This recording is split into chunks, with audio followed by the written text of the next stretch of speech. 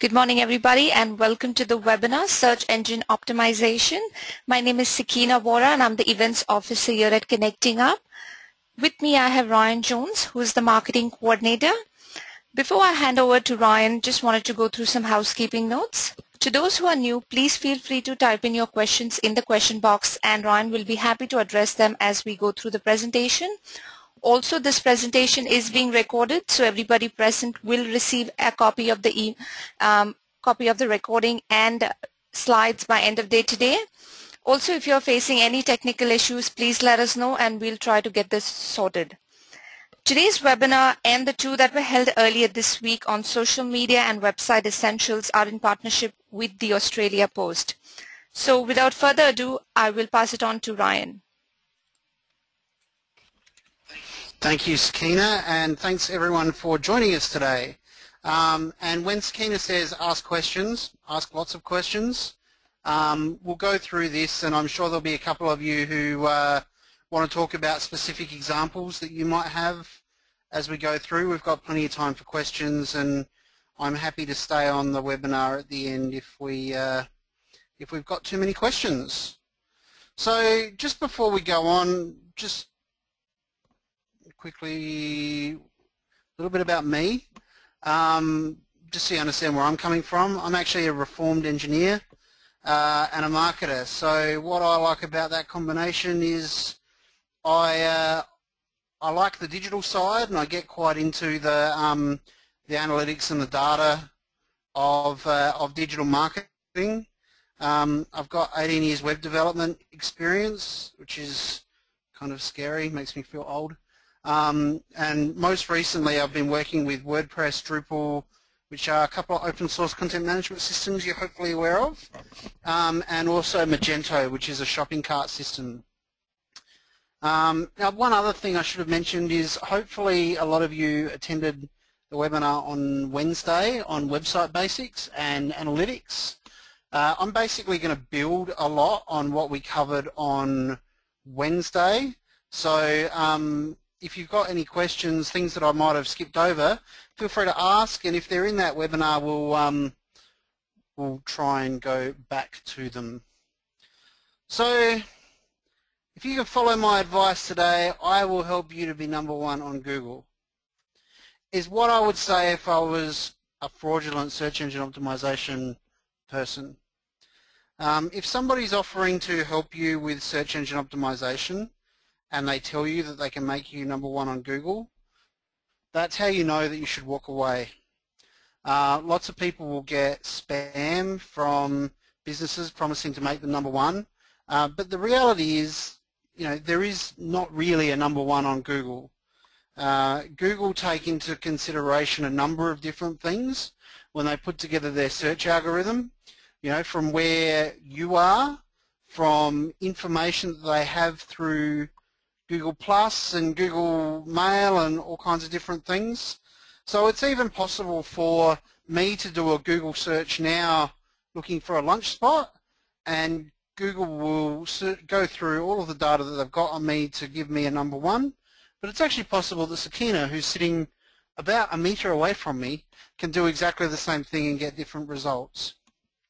Google try and provide me with the most relevant search results that they can provide me, which does mean that the #1 can be different a lot of the time. So it's not possible to promise someone that you'll make them #1 on Google, but it is possible to go through, today we're going to go through some relatively basic things, but it is possible to go through a range of different activities which can put your basics in order and get your website optimized for a variety of different search engines. And in doing that, give you the best possible chance of being #1. We all have an unfair advantage, though, I should mention, because we're all from not-for-profit organisations. That means that we can get these nice Google ad grants, which certainly help us to get onto the first page of Google through those ads. But we'll talk a little bit more about that at the end. So in terms of getting your basics in order, the first thing you need to do, as far as I'm concerned, is install Google Analytics on your website. It still surprises me how many organisations don't have that installed on their website, And the amount of information that it can provide you is essential in informing what you do with your website and how you tackle your search engine optimization. You know, you may find that you've actually optimized a page really well when it comes up top of the rankings, but it wasn't a page that you were concentrating on, so you weren't even aware that you were getting traction there. Google Analytics will provide you that information about your traffic, how much you're getting, where it's coming from, are you particularly popular in one particular state, are you getting an obscene amount of traffic from overseas, perhaps there's an opportunity there for your organization that you'd never thought of. But Google Analytics also goes into a bit more detail, which is search engine optimization specific. Things like an analysis of the keywords that people are searching for to find your organization. Also popular search queries, because I guess when we started on this big search engine journey, for me it was about 1997, I guess. You know, we'd go to Ask Jeeves, or my favorite at the time I think was one called Hotbot. Very strange name, but very good results. And we would type in keywords, and I might search for schnitzel in Adelaide. All right, and it's pretty basic. These days, if we search through Google, we use a lot longer search terms a lot of the time, and that might be, what is the best schnitzel in Adelaide now? A lot longer search term, so we can optimize for different things. Google also do clever things now, like 14 grams in ounces, and do the translation for you on the fly. But those longer search terms give you more popular search queries and a different group of search queries to optimize for in terms of your SEO and also in terms of your Google AdWords.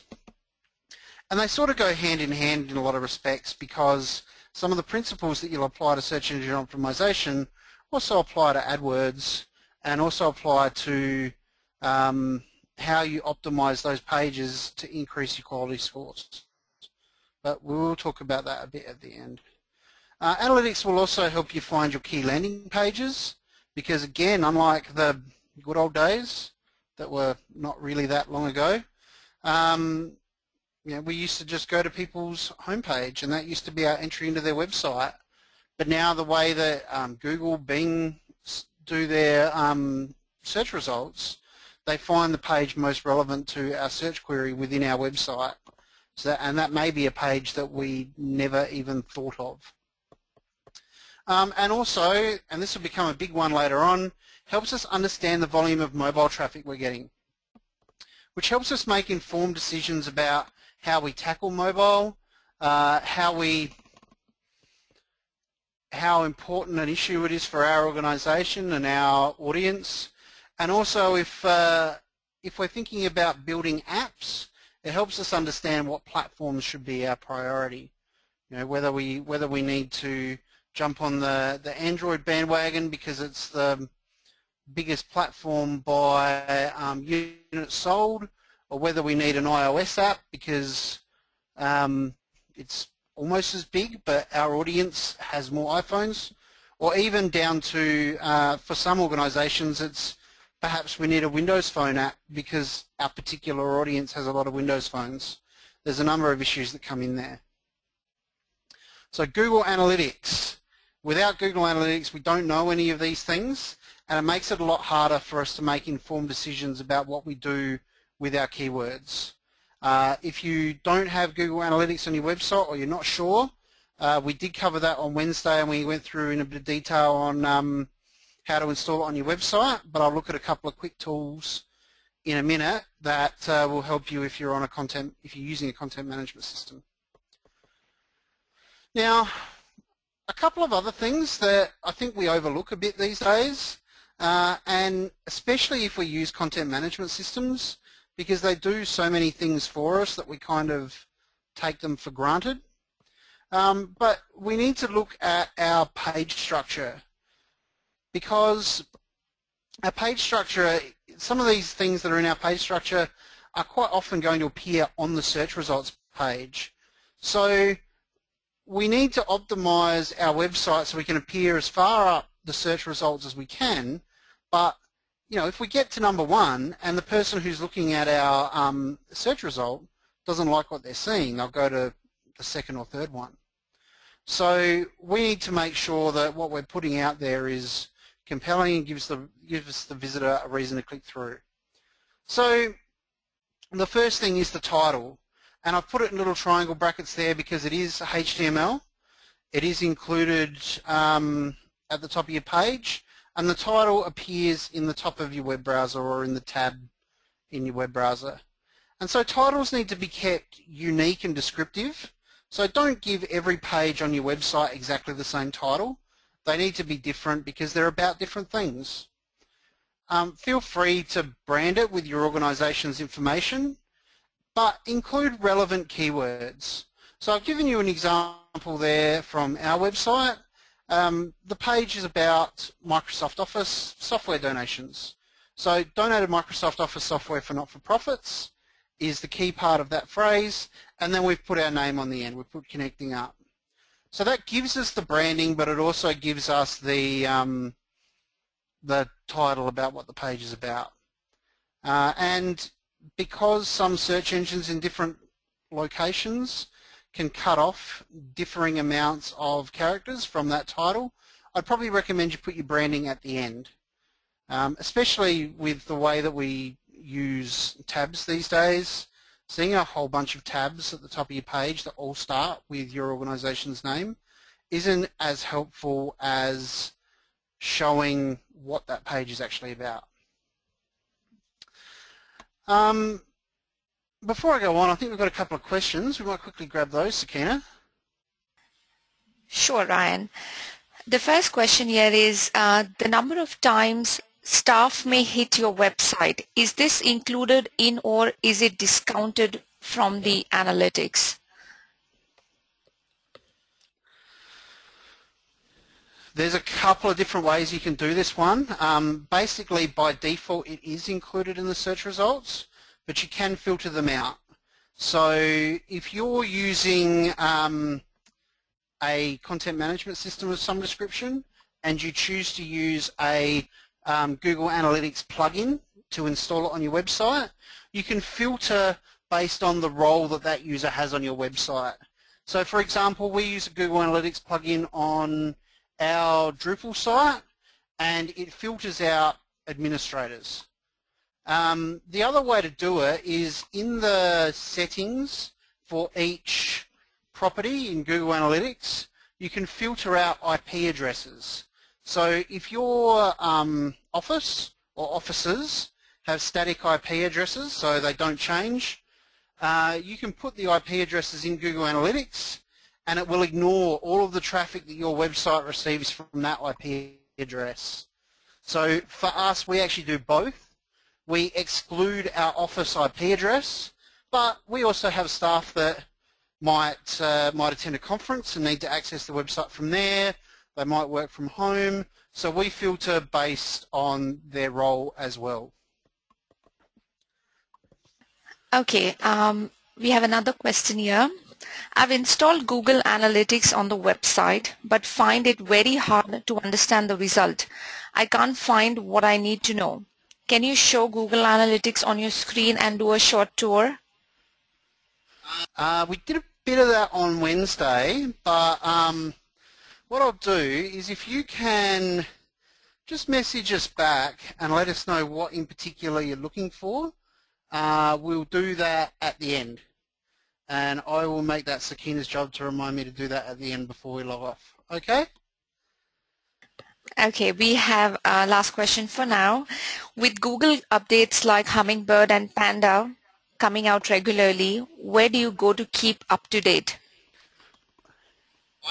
I actually put a slide about that at the very end, 5 minutes or 25 minutes ago now, because I knew that that exact question would come up. So we're going to talk right at the end about this week's update and also a couple of different places you can go to find out when the updates are happening and what they might mean for your organization.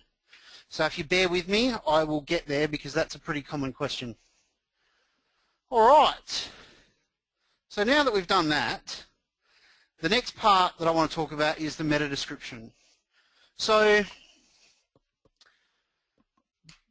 back in the day, back in the good old days, I guess, I'm going to use that a lot because I feel really old at the moment. Back in the good old days, the meta description and the title were essentially what a lot of search engines looked at for information about your website and for its relevance. One of those things was the meta description. There was also a tag called meta keywords, which isn't quite as relevant anymore. But the meta description essentially tells people what that page is about. And quite often Google will choose to use that in their search results pages. There's no hard and fast rule of whether they're going to use it or not. If they can find something that they think is more relevant to the search query in the body of your page, they'll probably use that instead. But if you've got a particularly complex page, maybe it's particularly image heavy, perhaps it's all images and not a lot of text, then that meta description is more likely to be used in the search results. So again, because this is something that people are going to see in the search results, you need to make it clear and relevant. So when I say relevant, make it relevant to the topic of the page and the keywords that you're trying to target for that page. And we'll look at keyword selection in a minute. Limit it to 156 characters because that's the maximum that Google will display in search results. So any more than that and it's going to get cut off with a couple of dots, so we're probably not maximizing our benefit there.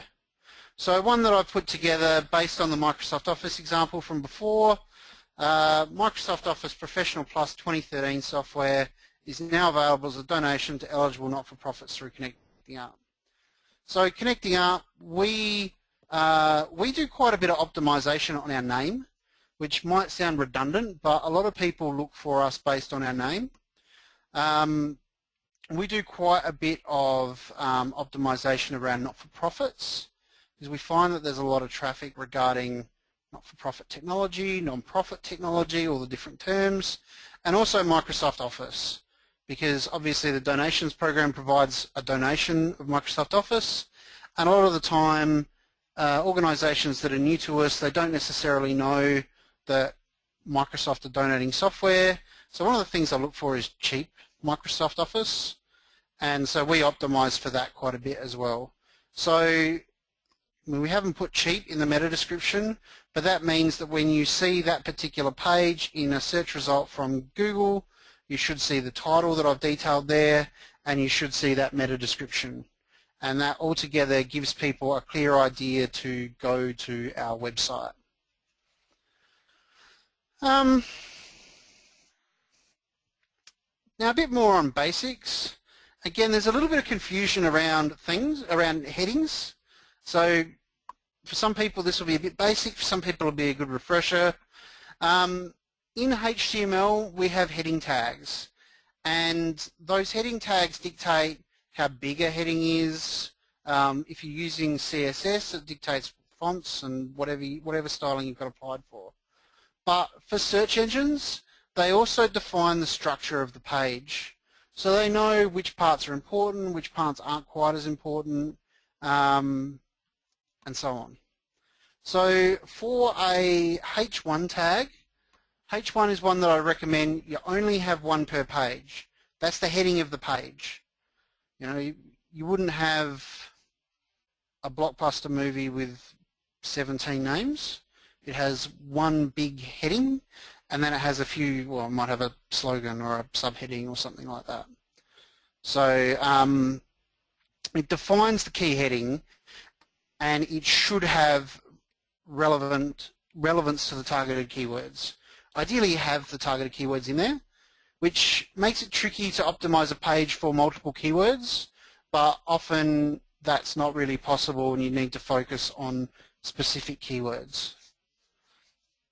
So that's H1, but when we go down the chain to H2, H3, H4, include them as they're relevant, and they're going to define your page structure and your content relevance. And again, they need to include a reference to the keywords. So you can use, you might have a page where you have 4 subheadings. and they're all of the same weight so that they're all H2s and you don't use any H3 or H4s. And they need to be relevant to the keywords and relevant to the paragraph. Some of you might use H3 and H4.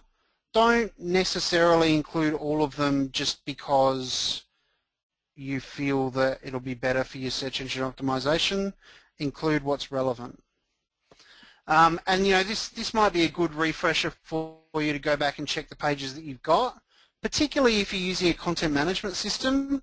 Go and have a look at a couple of the pages that you've optimized that are important to you, and have a look at their source code and do a find for that H1 tag and the others, and just see how you're using them and whether there's something that you can alter in that structure to better use those headings. I think we've got a couple of questions. Yes. Which analytics app do we use? Google Analytics. There aren't really any other good free ones. Adobe do quite a good one, but it's quite expensive. There are a couple of others that are sort of popping up from time to time. Some that try and bridge the gap a bit more between social, but Google Analytics is still the best free one that I would recommend. Can you please explain the hashtag? It's not really part of the scope of this webinar because it's not really relevant to, well, not as relevant to search engine optimization. It's more of a social media thing. The basic concept behind a hashtag is that, depends on whether you're trying to invent one or trying to be involved in one, but through social media, through all of the platforms now, I think, you can search for content based on a hashtag. So one that I know gets used quite a bit, we're in Adelaide, hashtag Adelaide gets used quite a bit in Adelaide, and that gets used for people putting news up on Twitter about Adelaide, gets used for Instagram photographers when they broadcast their photo out, and there might be people who are particularly interested in Adelaide and they can search just that feed. Sorry, she meant URL hashbang.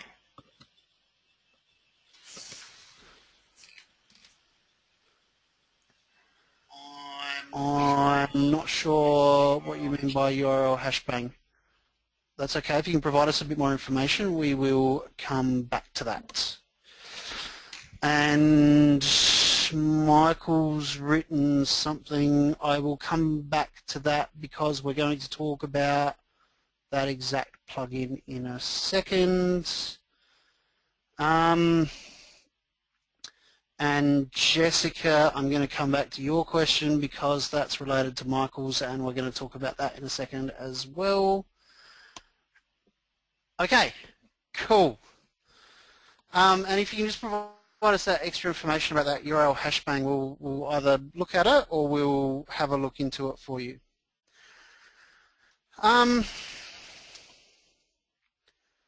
Now, the other thing is, when you are using images on your website, you should always use the alt tag as part of the image, defining the image. Now, one, and we went into this in a lot more detail on Wednesday, one is it's really good for accessibility, or in fact it's required for accessibility. And the reason why that is people with visual disabilities, they can't they use screen readers to read your website basically out aloud to them, and a screen reader can't read a picture. So a screen reader doesn't know that that picture that I've got there is a picture of a duck. The only way that it knows is if you tell the screen reader that it's a picture of a duck, and that's where we use the alt tag. So if that image can't be displayed for whatever reason, whether the image can't be found or whether the person who's reading it can't see the image, then that alt tag will be used.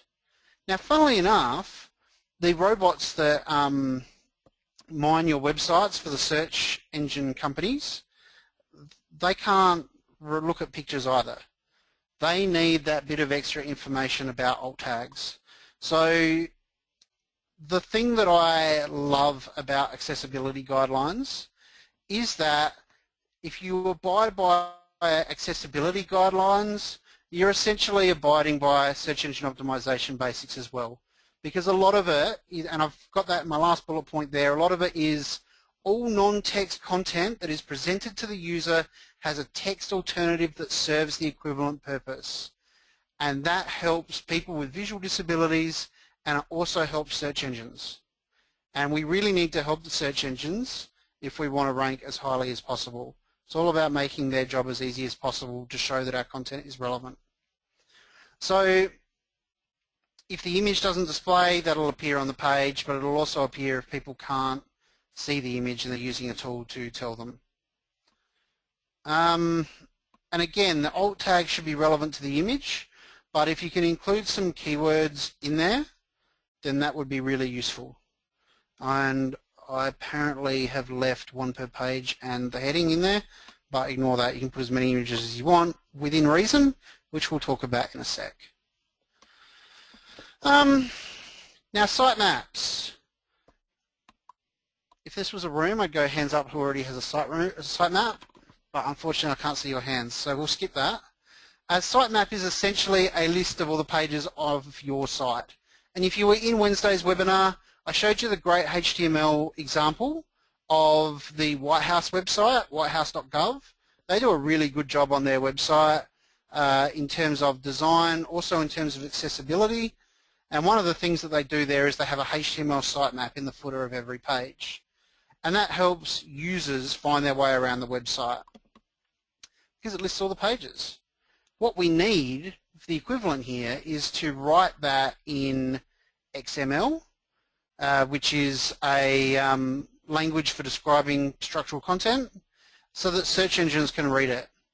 And then once we've created that sitemap, we need to submit it to search engines. And you might be going, oh, really? We've got thousands of pages.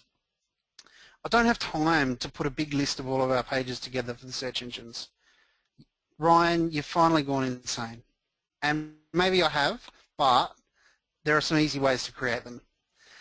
And the leading way of creating them is hopefully everybody on here is using a content management system.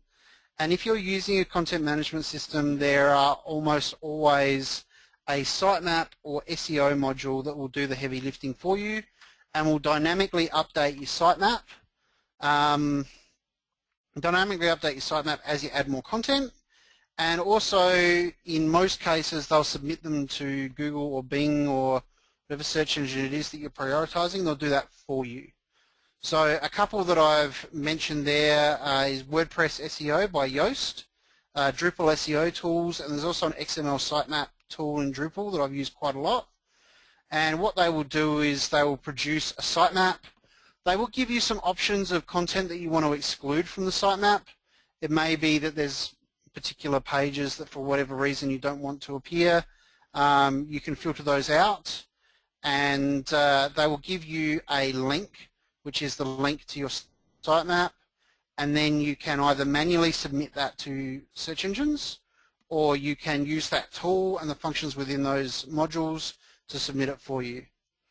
If you're using a custom system, if your website is hard-coded in HTML, or for whatever reason you're not using a content management system that has sitemap functionality, then head to sitemaps.org and or perhaps send your developer to sitemaps.org if you've got one, and have a look at the protocol, because if you're not using a content management system, you're probably going to have to put something together yourself. But if you're not using a content management system, I spoke a bit on Wednesday about why you should. And there's be a couple of other reasons that I'm going to talk about in a minute, and we've had a couple of questions about that. More reasons to use a content management system because it'll really help you with all of this SEO. So now that we've got a sitemap, we've used a great module, let's let all the search engines know. Alright, so let's go to google.com/webmaster/tools, and if you're not already on there, you can sign up with a Google account. If you use the same Google account that you use for analytics when you sign up to Webmaster Tools, they do this really cool thing now, because you need to validate that you own the website, and you can do that with some of the SEO modules. You can also do that with domain records, which no one really wants to mess around with. But with Google now, if you're using the same Google account as you use for analytics, it can recognize that you've got analytics installed on that website owned by that account and validate you from there. So it's never been easier to use the Google Webmaster Tools. Now, I've put Bing there as well. It's really important that you don't ignore Bing. You need to remember it's the default search engine for Windows, and it shares its data with Yahoo still. So Yahoo and Bing have a long-standing relationship for Bing to supply Yahoo with search technology, and you find that Bing just clocked over about 20% of the US search engine market, so it's an important growing area that I wouldn't ignore. With Bing, you would probably validate your website using the SEO modules or the domain records. I'll talk about those SEO modules on the next slide. But once you've validated your site, you can submit your XML sitemaps, and Google and Bing will start mining your website, finding your pages, and they'll also give you a whole range of data that's relevant to your positioning on search engines. Things like crawl errors, so are they having trouble accessing your website? Are they having trouble going through your sitemap and checking out all of your content? Are there any malware errors? You know, sometimes you go to a website and it's got a big warning that comes up, especially if you use Chrome. A big warning saying this website contains malware, please leave.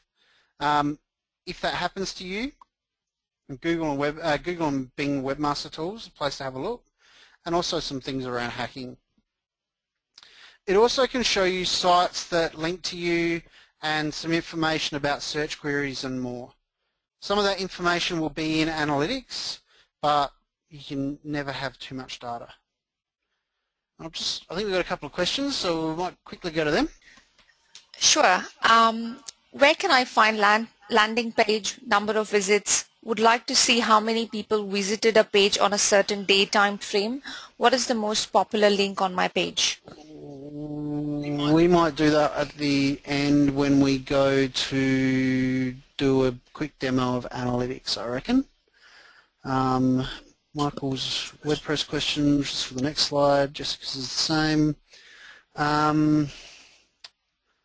What was the name of the website you suggested to look at? That was whitehouse.gov. So Barack Obama's website, that's actually written in Drupal if you're interested, and a very good job of accessibility and some nice clean design. How do you validate a site? So the three methods are adding a meta tag to the header of your website, which can now be done with SEO modules that I'll talk about in a sec. Basically, you just put a string in there that Bing or Google can go and check that it's there, and then they know that you own the website because you have permission to add that. You can do it with domain records. So if you're familiar with domain records, you can use CNAME or text records, and Google and Bing will give you a record that you can use. And with Google, you can do it by validating that you've got access to the Google Analytics account. So they'll give you a pretty good walkthrough of what you can do, and there'll be multiple options there, and just pick the easiest option. If you're using a content management system, I'm going to mention a couple of modules in a sec that will give you a real hand, and they will provide you with a lot of help in validating your website.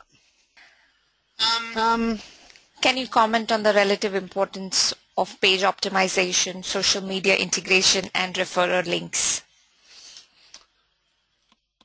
Referrer links, I'll start there. they don't have the relevance that they used to have. It's now called black hat SEO. You used to have people that you could buy links to your website from, and it was considered good SEO because a website that had more links to it would be more relevant, so should appear higher in the search. That was the theory anyway, but that black hat, the search engines haven't really considered that kind of thing for probably 10 years or so.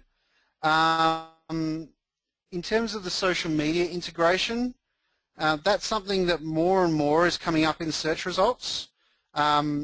Google did quite a lot to integrate Google Plus with Google, funnily enough.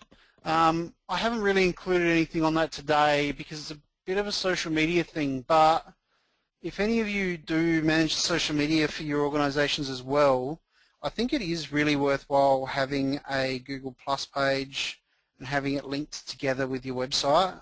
I think that it does potentially give more data to Google, which can only help your organization.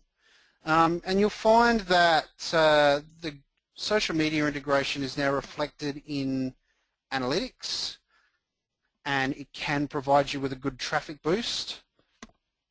In terms of your overall integration though, I think the on-page optimization is going to be key.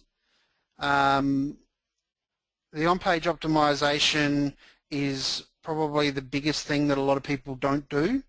Optimizing for keywords, really knowing your audience and really creating content that is easy for people to read, is relevant, and we'll look at content in a second. But that on-page optimization is going to provide you with the most gains.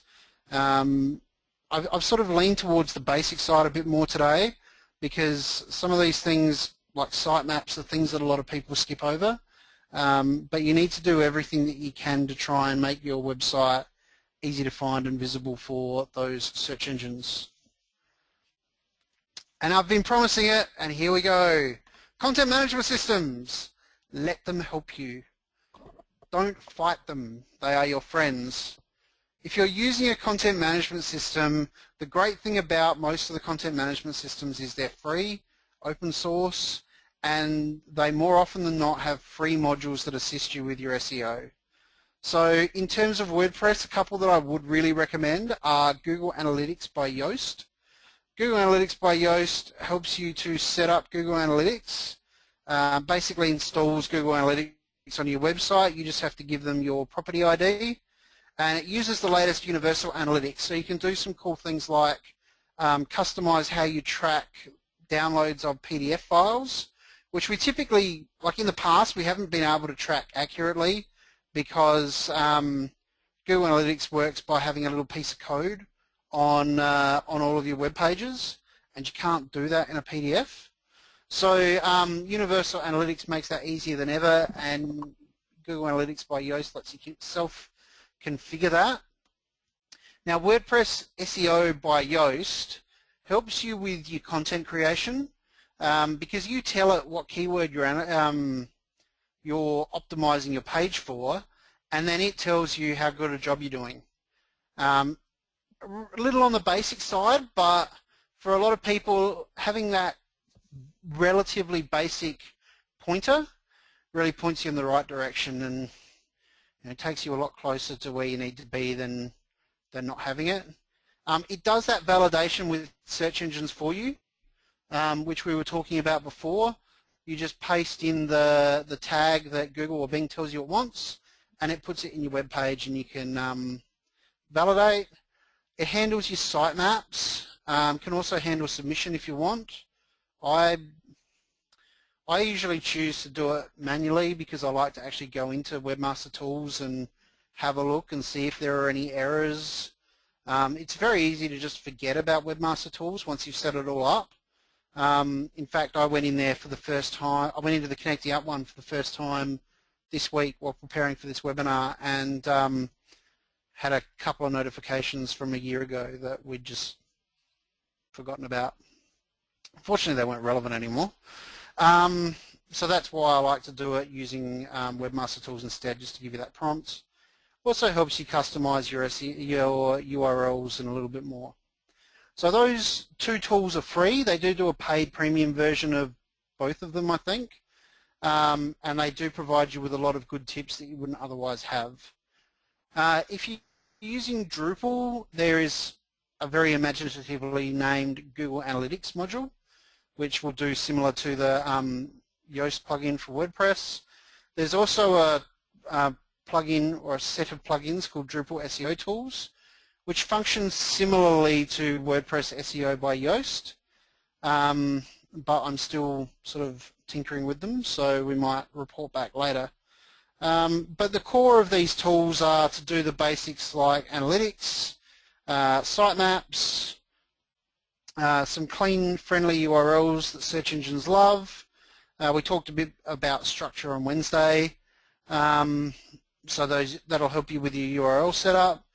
And then it really provides you with that assistance in making sure that the content that you're creating isn't just fantastic, but it's also relevant to the keywords that you're targeting. Now, I've concentrated on WordPress and Drupal because that's what I have recent relevant experience with. If you're using Joomla, there is a range of similar tools available. I can't really personally recommend any because I haven't used them, but there are a range of different tools available. And the other one I know some organizations use is HubSpot. HubSpot have a lot of these tools built in, which is fantastic. They have a lot in terms of optimizing for keywords and some other keyword tools that that will really help you. So now I'll go back to a couple of we use Google Analytics by Yoast. When we use keywords on the page title on H1, the plugin doesn't recognize it. Do you know a way around it? Also, is this affecting our ranking? Well, potentially the H1 not being recognized will affect your ranking. How much probably depends on your other content on the page. I'm going to assume that you're using WordPress SEO by Yoast, not Google Analytics by Yoast.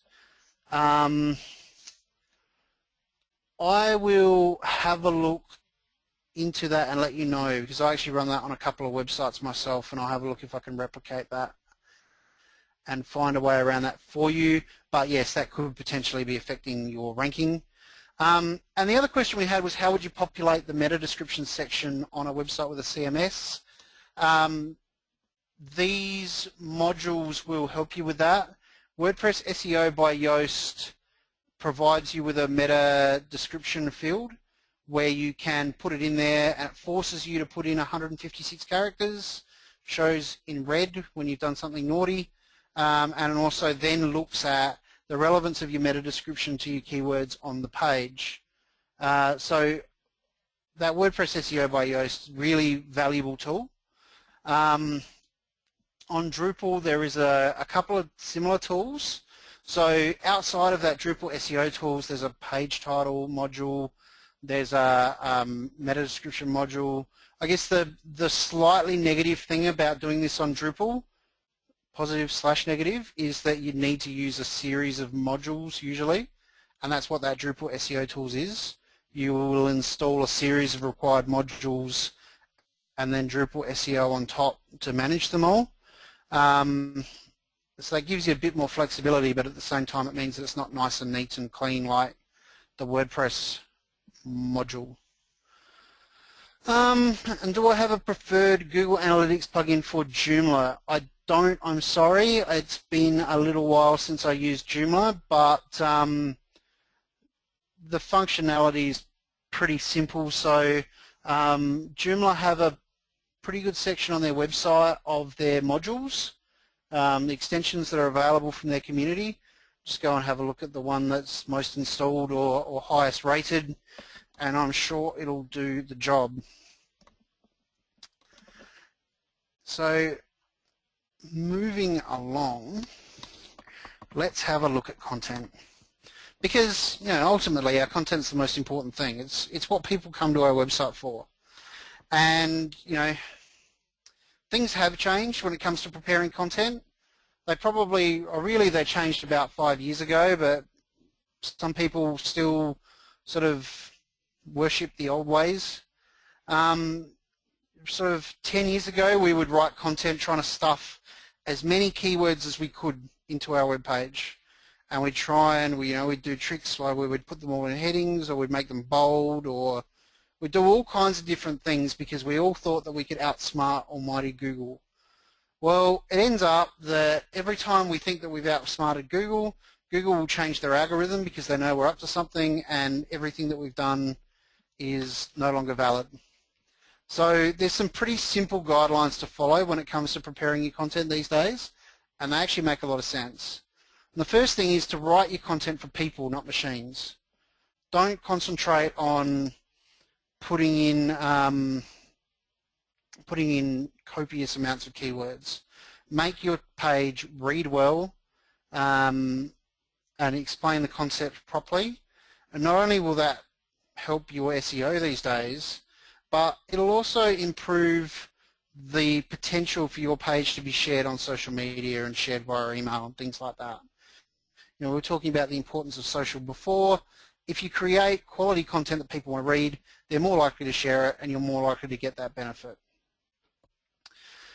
Don't fill your page with keywords. It's terrible. I think there's an old joke about an SEO consultant walks into a bar, bars, pub, hotel, and that's what we used to do. It was all based on how many keywords similar to the search query we could do, but you don't need to do that anymore. Just make the content relevant to the keywords you're targeting, and limit the number of keywords you target per page, sort of 5 to 6, I guess, at a maximum. You can't really target 100 keywords effectively on a single page. And also, some people have had some tricks up their sleeve in the past about hidden keywords. They put a whole range of keywords in a box that makes the text white against a white background so people don't see them. Or they do some strange redirects to try and trick Google to taking them in a particular place. These are typically tactics these days that are used by spammers and scammers. Probably nothing that, I don't think anybody here would be using them, but just an important thing to know. You don't want to trick people. Ultimately, if your website gets a reputation for providing dodgy search results, people go there and they don't get what they're promised on the Google searches, people will stop visiting anyway.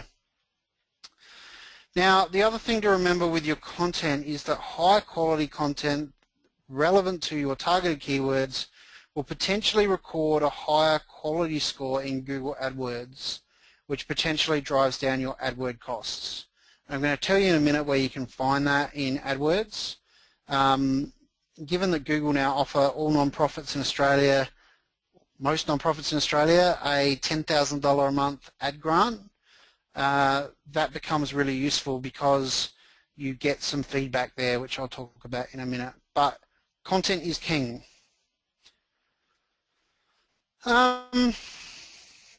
Speed. One thing we underestimate is how important the speed of our website is. None of us like to wait around for a website, and there's been studies that say that people will wait 3 seconds for your page to load, but when it gets to 3.2 seconds they'll leave. All kinds of silly numbers have been bandied around, but the basic thing is your website speed is a factor on whether visitors stick around, and also a factor in how some search engines rank your website. And there is data on this in Google Webmaster tools. You have a quick look and Google will tell you whereabouts you rank on their spectrum. And if you are particularly slow, then you can take some steps to improve that, which I've helpfully put in the next slide. There are some tools to analyze where your speed gains can be made though. Google provide one called Page Speed. There's also one called Why Slow, and it'll go through your website and it'll basically provide you with a massive list of different things that you can change, tweak, optimize, whatever it is, specific to your page that could help you. Now this won't be something that everybody will need to do. It's very much on a case-by-case basis, but something to consider and work out whether it's relevant to your organisation. So my common speed solutions to the most obvious problems that we see typically: appropriately optimize your image files. So what that involves is making them the correct format and minimizing their file size. So we love PNG 24 images. They look beautiful, they're 24-bit, but they're not necessarily the appropriate format for a page full of photos. You will usually get some quite good image file size gains from using JPEGs.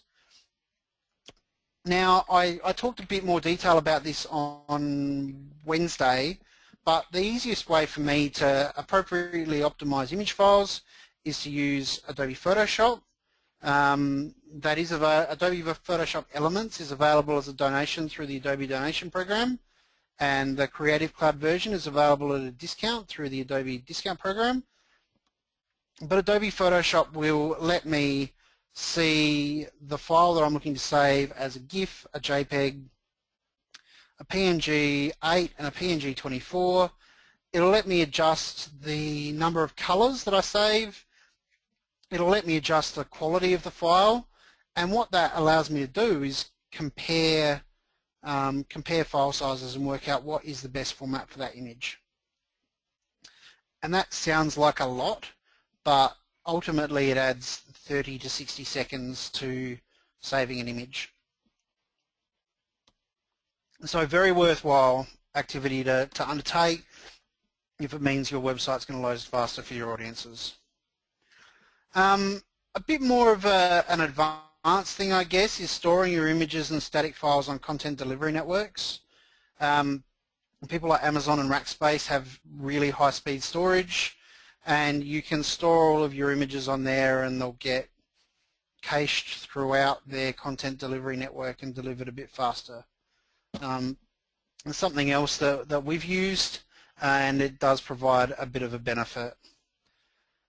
Reducing your use of images can also provide a really good benefit, particularly these days when we've got some really good effects that we can do with just basic text and CSS.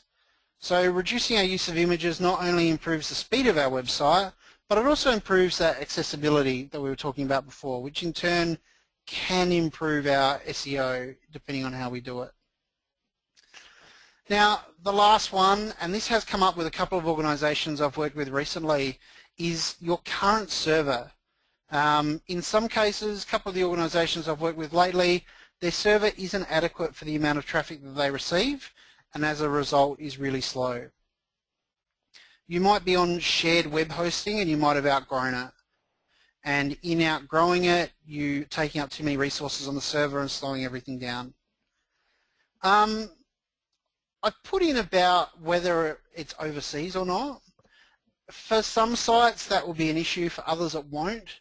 I personally have a server in the US, but if it is overseas, if you want to move it within Australia, depending on how much data storage you need, it can be quite an economical option these days. And it just brings it a bit closer to the people in your geographic area. And there are also a range of different caching solutions you can use depending on what server technology you're using. So if your site is slow, once you've done a couple of the top ones, maybe have a look with your existing service provider about whether you have outgrown your existing hosting or whether you do need to configure some kind of caching. Our website is hosted within Australia and uses caching and uses a content delivery network and is a dedicated server, and we've tried to reduce our use of images. So, and we try and always appropriately optimize images. So we try and do as many of these as possible to speed our site up as much as possible. A couple of other things that we're not entirely happy with that will improve as we're about to redesign it. But when we're redesigning the website, speed is a primary focus for the redesign this time. So you keep it in mind, you look at ways to do it, and you can implement it appropriately. So let's have a bit of a look at keyword research. So it's all great to talk about we're optimizing for our keywords, but how do we know which keywords that we need to optimize for? A couple of really handy tools that will help quite a lot. Things like Google Trends. I'm not sure if anyone's ever looked at Google Trends, but it can provide you with data on how many people are searching for things. And so that might be, it'll show you that the 10 things that are trending this week are Kanye West and whatever else is going on in the Justin Bieber and things like that. But you can actually do a search on Google Trends for keywords that you think are relevant to your organization that will provide you with data on how many times people are searching for it. And you can use that to optimize what keywords you're using, particularly longer ones. So if you are, we had an example the other day of an organization that were currently optimizing for a keyword that was the Australian version of the name of a disease, but the US name was different. So they're optimizing for the Australian name, which is great. So now you can go to Google Trends and you can punch in the Australian version of that name and you can punch in the US version. And you can make a decision based on the data at hand, okay, which one's most important. In that particular example, without having looked at Google Trends, I would consider having a landing page for both, but you do have the option to check with Trends and see what's going on. For some of us, when we go to Google Trends, the search queries that we put in, it might say that there's insufficient data. And that's fine if it's a very niche topic, but if you are getting an insufficient data message, maybe have a think about some more ways that people might refer to that. Instead of saving water in Adelaide, maybe it's water saving measures, or a different variant of the same thing that means the same thing. Coming up with all of those is probably an exercise in using a thesaurus sometimes, but that Google Trends will help you find the ones that are relevant. Now, Google AdWords is also a really good resource here because they have a keyword planner that can help you put everything together and help you work out different keywords that you might want to use. But you can also, if you're looking at AdWords and you're looking at all your campaigns, you can click on the Keywords tab and see all of the keywords that are being used as part of your paid advertising. Well, for us it's a grant, but paid advertising. And then next to the keyword, there'll be a status column. And if you mouse over the little dialog box, and I can show you this in a sec, a little pop-up will come up that shows you the quality score and the relevance that the landing page has to the keyword that you're targeting. And there is a way in Google AdWords to be able to sort by quality score. And what you can do from that is you can go, okay, well, we're only ranking a 2 in terms of quality score, so very low, for a keyword about race cars in Adelaide. But our organisation provides technology solutions, so that's not particularly relevant to us, so we're going to delete that. And you might think that that's a ridiculous example, but Google actually provides you with keyword suggestions quite often through AdWords, ways that you can optimize your campaigns, and they're not always correct. So you can run experiments, you can keep them separate from your existing keywords just to try and see what they'll do, but you may choose, okay, well that keyword's not so relevant, so I'm going to delete that. But then you might get one that you might be an organisation that supports people with a visual disability, and you might have a keyword in there about screen readers, and you might have a quality score of 2 for that and very low relevance for that. And that is an area where you would probably want to focus a bit more on. So in that particular case, you can have a look at your landing page that you're using. It may be that your landing page isn't quite as relevant to that keyword as you'd like, and you can optimize accordingly. And what you can do is you can then go back into AdWords in a week or two's time and check how you've gone. And you might want to have a look at Google Trends to find out what the most popular keywords are for finding information about screen readers. No questions at this point? Okay. Somebody was asking before about pandas and things.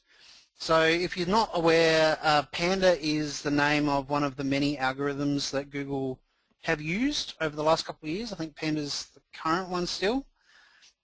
And Google will make pretty frequent changes to their search algorithm. And some of these are, all of these are basically to improve the search experience for their users. Some of these are because we think we've outsmarted Google and we've found a very dodgy way to work around them.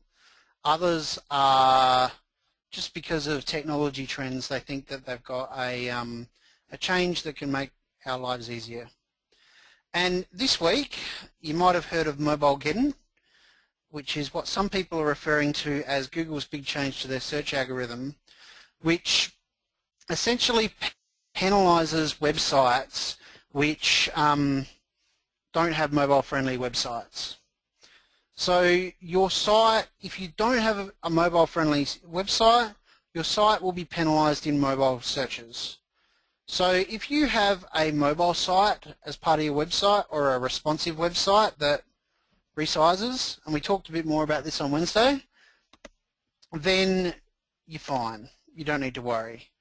And the idea here is basically that if I pull out my mobile phone and I want to search for something in particular, I can get a result that is going to appear nicely formatted for my mobile phone, and I can quite comfortably read it while I'm out and about.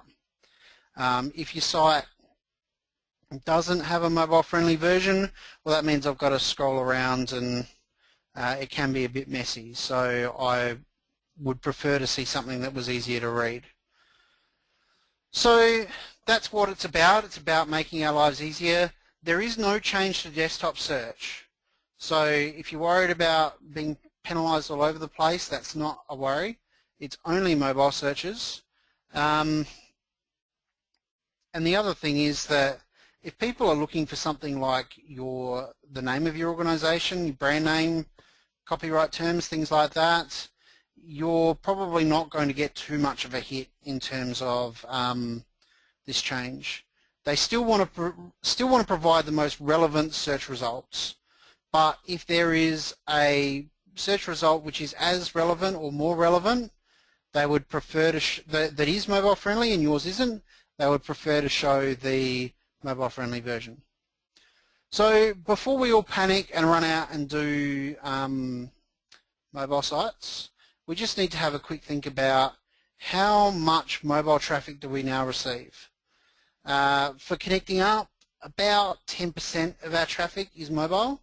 We have a mobile site, but about 10% of our traffic is mobile, about 90% is desktop. I work with another organisation where mobile traffic is 50%. So for us, this is a big deal, but we already had a responsive website, so there's no issue there. The other thing is how important is mobile traffic to you. It might be that you're specifically working with other organisations or working with government and that mobile traffic isn't that important. If you're dealing with young people, then that mobile traffic is vital to you. But what I will say is if you don't currently have a mobile website, mobile internet use is just growing at a phenomenal rate. So regardless of how much mobile traffic you receive now, you need to start thinking about bringing some mobile compatibility into your website. and whether that's a responsive site or a mobile site, that's a decision for you guys. We have a webinar we did probably a year or so ago which covers the differences between mobile sites, responsive sites and mobile apps, and that'll be on our YouTube channel and in our Learning Centre. But you need to start moving down that path because eventually it's going to start harming your traffic because there'll be so many people on these mobile phone thingamybobs. I've got a couple of questions on that. Can you please give us an example of a mobile website other than ours? Other than ours? That's tricky. Other than ours. The example of a responsive site that I like to use is the World Wildlife Fund, WWF.org. They do a really nice responsive site. We looked at that on Wednesday.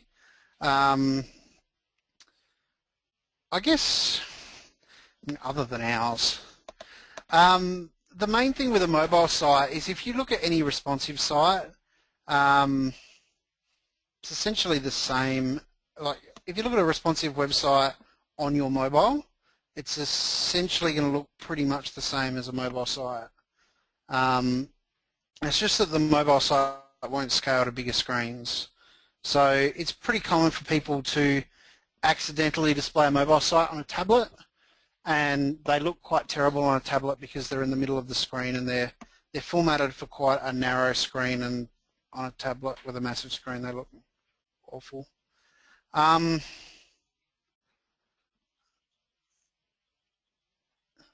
What was that, Sakina? Airlines? Virgin Australia have a good mobile website. Thank you, Sakina. Yeah, so, and in the case of somebody like Virgin Australia, what they've done with their mobile app is, well, their mobile website, one of the reasons why they do that instead of a responsive site is because they provide different functionality. So you can check in from your mobile phone, you can find out if your plane's running late, things like that. And so I guess that's probably one of the reasons why you would use a mobile site. A mobile site instead of an app is going to give you compatibility with more devices. You don't need to deal with app stores and things. So yeah, ultimately it comes down to your goals, and that other webinar is a good starting point. I think for the majority of organisations, a responsive website is probably the road to start looking down. It's definitely what we're going to be doing soon. But there may be scenarios where you want a mobile site which provides different functionality for your users that's more helpful. There's something to think about. From which percentage of traffic would you recommend mobile site? Look, I'd recommend a responsive website to everyone. And a good responsive website can eliminate the need for a mobile site. I think once you start pushing that 10 to 20% mobile traffic, getting a mobile site of some description becomes more of a priority. And for your organisation, you might find it easier and quicker and cheaper to implement a mobile site than a responsive site, because a mobile site can be added to your existing site, pulls the same content, particularly if you're using a content management system, can pull the same site and just with a different skin for visitors that the techs are using mobiles. So that's one of the reasons why we did it actually. We've got a mobile site, and we did that 6 months or so after we redid our website, and one of the reasons was at the time we didn't want a responsive site. This was 2.5 years ago from memory, and responsive was too much of a compromise in terms of design and usability, so we didn't adopt it. 2.5 years later, I think that responsive, the understanding is so good now that that's definitely the way to go. but through some content management systems you can implement a mobile site without touching your current desktop site. So that is another reason why you might want to use a mobile site instead. I already use Google Analytics for our website. If I activate Yoast Google Analytics plugin WordPress, will that affect past data recorded in Google Analytics? No, it won't. What you'll do is you'll take the property ID that you're in Google Analytics that you're already measuring on your website, and you would paste that into the Yoast plugin, and then Yoast is basically going to install the updated version of Google Analytics code on your website and track to exactly the same section of Google Analytics. I don't know how you're tracking, how you've got Analytics installed on your website at the moment, but one thing to just be careful of, make sure you remove the existing code on your website, because what you don't want is two lots of Analytics code measuring to the same property ID on the same page. That could create some haywire. But if you remove the old one, add Google Analytics by Yoast, put the property ID in, then there'll be no difference to the traffic measurement. Again though, you know, if what you're doing is working for you now, there may not be any need to switch what module you're using there. So don't do it for the sake of doing it. Make sure that there's going to be a benefit, because you might end up spending half an hour or so on the module setup and the configuration and the messing around. We are developing a responsive site now. Do we have to look at optimizing for mobile searches? Not really. I think you need to look at the same kind of optimization you've always looked at. But if your website is already optimized for search engines and you have developed a responsive website so that it does look nice in a mobile, then you're 90% of the way there. That would be the priority for me. Now, somebody asked before about how do we stay up to date with all of these things, and when the Panda comes out, or the Jaguar, or the Mobile Geddon, or whatever it is this week, because it does seem like all the time sometimes. One of the great places to start is the Google Webmaster Central blog. So you can go there and you can see all of the information about what they're doing. They usually give you quite a decent heads up. So February 26th they announced the mobile algorithm change, and they implemented it on April the 21st. So yeah, a couple of months to start getting on board with that. So if you have a look there, if you use an RSS reader of some description, you can just put it in the mix. The other one that I often use is Search Engine Land, which can tell you what's coming up in search engines and some social media things that are relevant to search engines, and quite a bit there. There are a range of other ones. I don't have all of them at the moment, but there's a range of different websites that report on search engine news and changes as they happen. Now, and before you start writing this down, we are going to send this out at the end. Sakina has already prepared the email and she's going to fire it off to everyone. Some important links. So Google and Bing Webmaster Tools, do both really. The Bing one won't take much longer than just doing Google, and that way you've got Bing covered off and you're getting that traffic from Bing and Yahoo. Google have put together a really good search engine optimization starter guide, which goes into a bit more detail than I've covered, particularly on content. Bing's equivalent version is their Webmaster guidelines, so have a look through that as you've got time.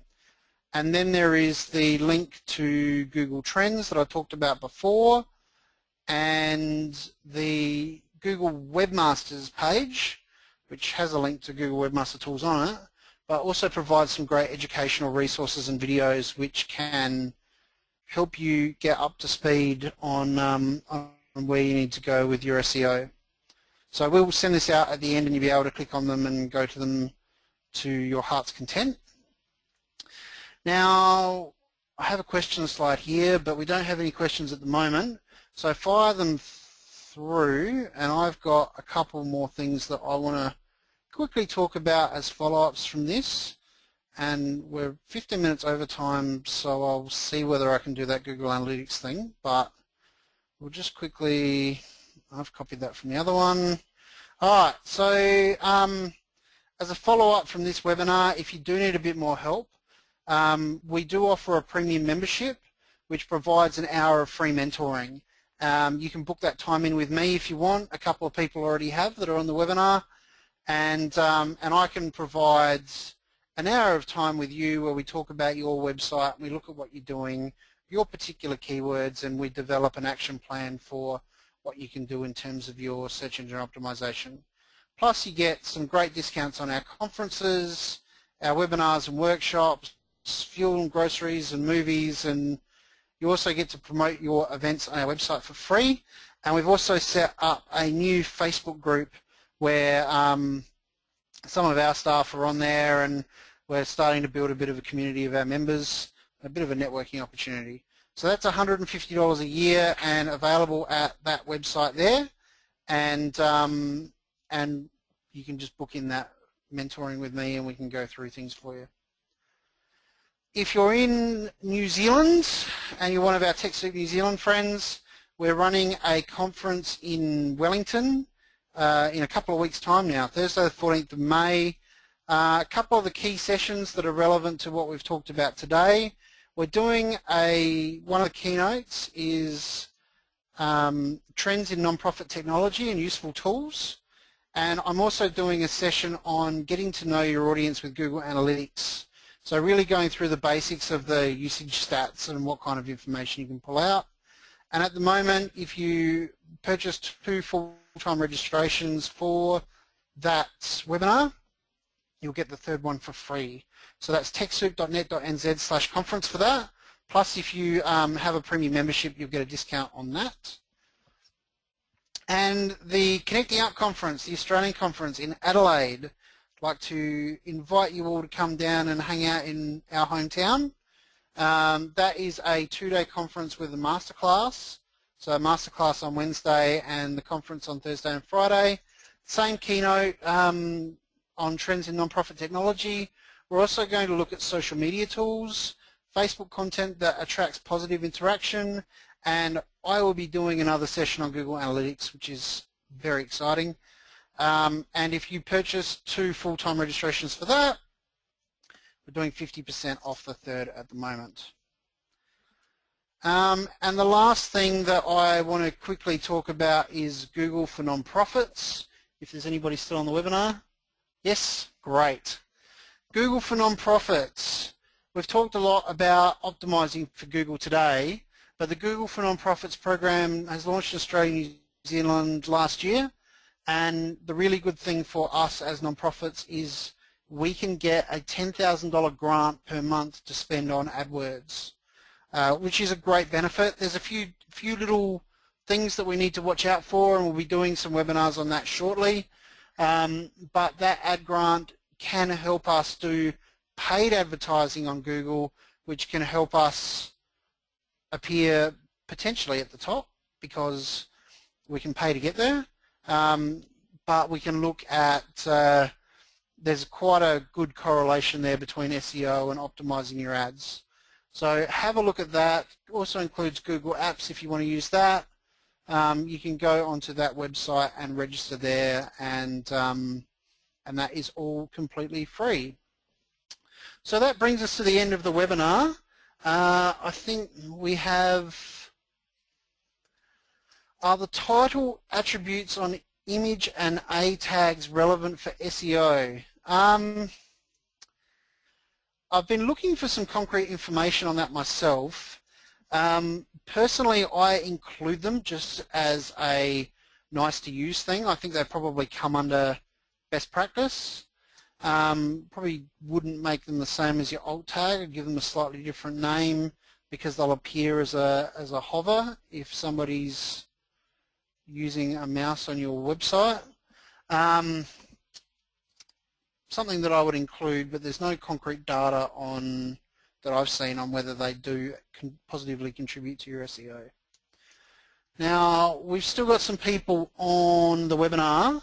We'll quickly have a look at analytics. How does that sound? And I've got a...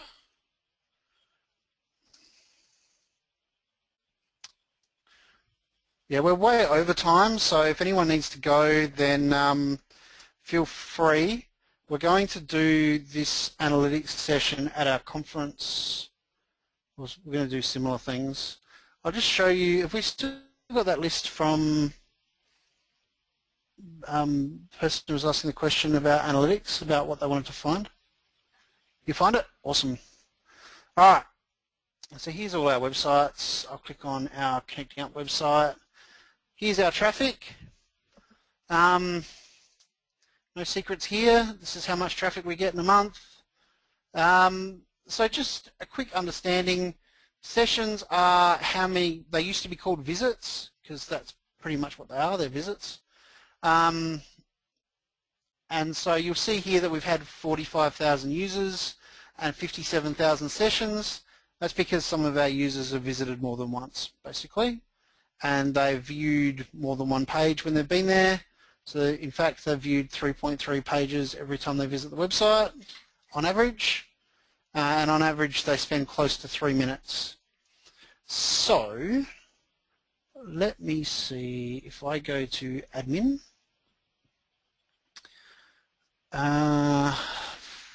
Filters, I reckon.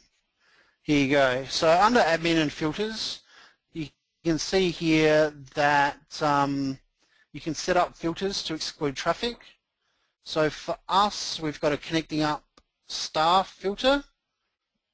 I'm not sure if that's our current IP address or not, but what we've done is we exclude our staff traffic from connectingup.org. So anybody who comes in from that IP address doesn't count towards the analytics data, because our CRM is on our website. We do a lot of work on our website, so for us, that is something that we really want to filter out. Did we find that list? No. Okay. If the person who asked the question about stuff they wanted to see on analytics can remind us what they were, then we'll go through them quickly. Yep.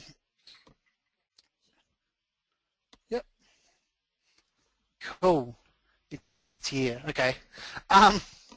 So Magda, we've got the list there. Landing page visits. Okay, so let's have a look at let's start with acquisition. So acquisition can tell us how our traffic got to our website. In our case, the majority of our traffic comes through organic searches on Google. We put in quite a lot of resources into SEO here. A relatively high percentage comes through direct traffic. And one of the reasons why you direct traffic, if you're not aware, is people who go straight to your website. People who go to their browser and they type in connectingup.org. That counts as direct traffic.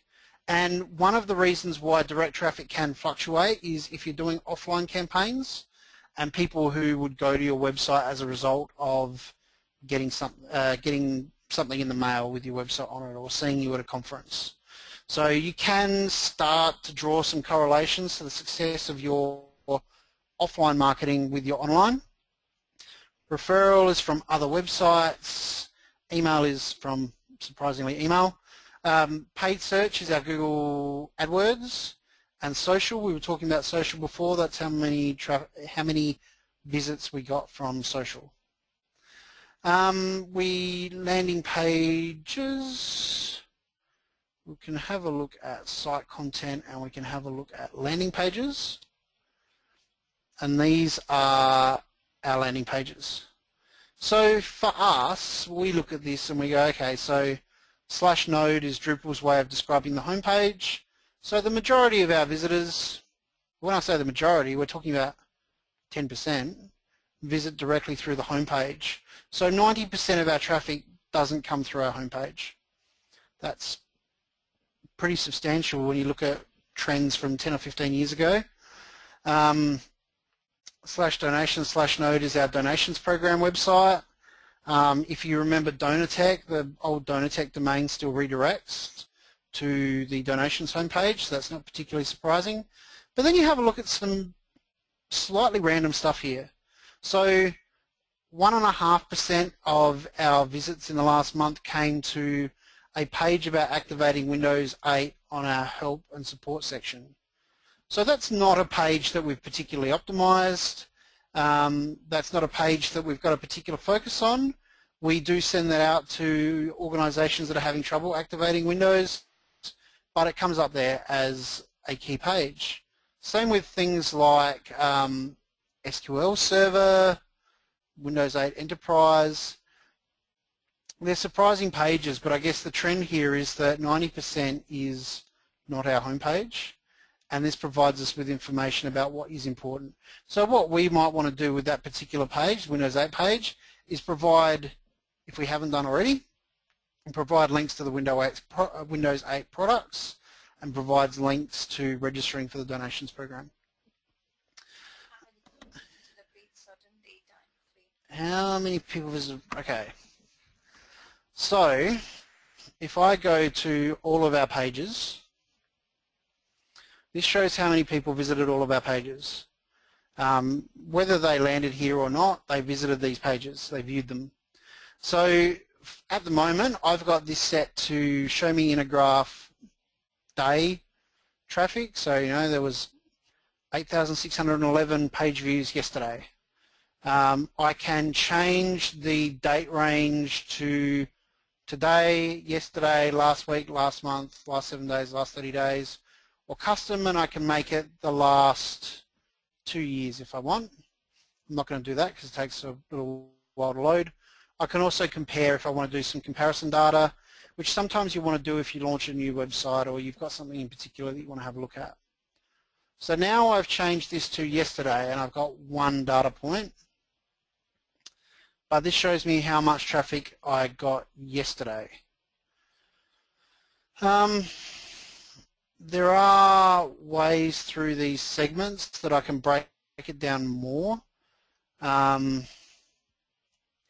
So let's have a look at people who, mobile traffic, multi-session users, paid traffic. I can set up my own segments, so you can see here we've got our own segments. Traffic that came directly to our suppliers directory, traffic that came directly to our donations program.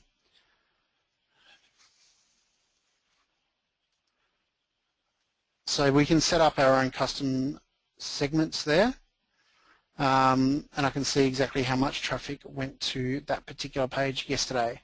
So 532 people visited our website yesterday. What is the most popular link on my page? Well, a couple of different ways of doing that. One that I like is in-page analytics, which Google have now got a Chrome plugin for that. So if I go to our homepage, I have the Chrome plugin installed, which is this little thingy over here, which is called Page Analytics. I'm going to turn that on. And all of a sudden I get this drop down up here that shows me Google Analytics data. So these are my page views. I know that 5% of my traffic, I think that's the last month, has come to the homepage. I get all that normal data that I get on Google Analytics. I also know that there's 19 people on there right now. And I get this great heat map which shows me the percentage of people who click through to different things on the homepage. So we've obviously got some kind of bug because 19% of our traffic apparently clicked to refresh the homepage, which doesn't make any sense. But 3.6% looked at contacts, 2.3% registered. We had clicks on our tool to change the font size, which I've just broken. We've also got the donations program. So I can see here in our menu that donations is the most popular link on there. It's got 5.2%. And I can click this little button over here and it shows a heat map which shows me what the most popular pages are. So the most popular ones are red, then orange, right down to green. They're reflected down the bottom there, and that gives me an indication. If they're not highlighted, then they're not that popular, less than 0.1% of click-throughs. So that gives you an idea of that.